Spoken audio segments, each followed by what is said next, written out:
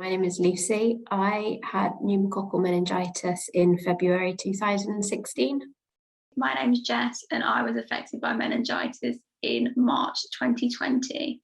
So the after effects that I experienced after having meningitis were fatigue, headache, 'cause it felt like I had a vice on my head that was closing in, tinnitus. It was September time that we went back, and I remember the headaches and the tinnitus being quite bad at college, and I think it affected me in the fact that I couldn't concentrate as well as I could before, and you find it frustrating. It slowed down my thought process and still has to some extent. My ability to multitask. The concentration was a bit harder and I'd get tired, midway through the day. And I remember being told at the time by, I think it was a clinical neurologist, about it taking up to 2 years for your brain to recover and to rewire itself. And I thought at the time, oh my gosh, that's a really long time.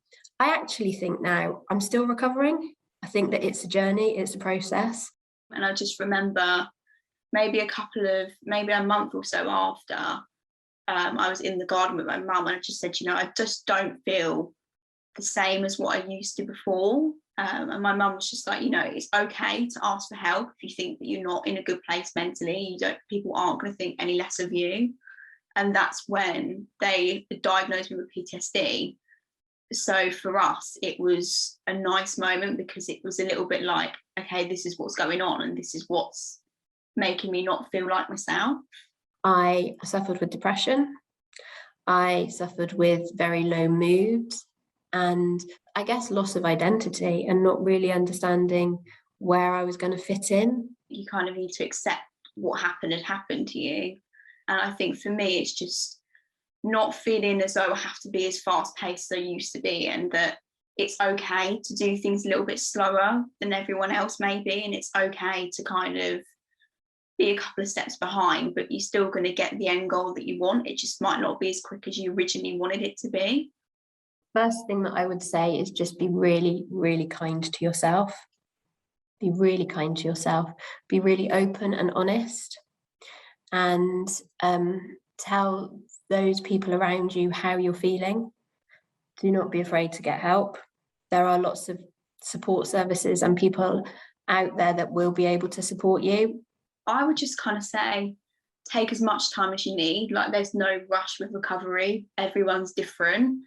And I always think the best bit of advice I got off someone was to always celebrate the smallest things that you've done. I think I was still sedated at the time. My mother contacted the Meningitis Research Foundation and they provided her with understanding, with kindness, with empathy. The Meningitis Research Foundation was really, really good in, offering support to me and my family during the first couple of months, which was really nice because the hospital didn't offer as much help as we kind of thought they would. Which meant so much at the time. And again, it just related to feeling like we weren't on our own, we weren't isolated, there was support out there. And it was the start of what was going to be a very difficult journey, but it wasn't a road that we were going to take on our own.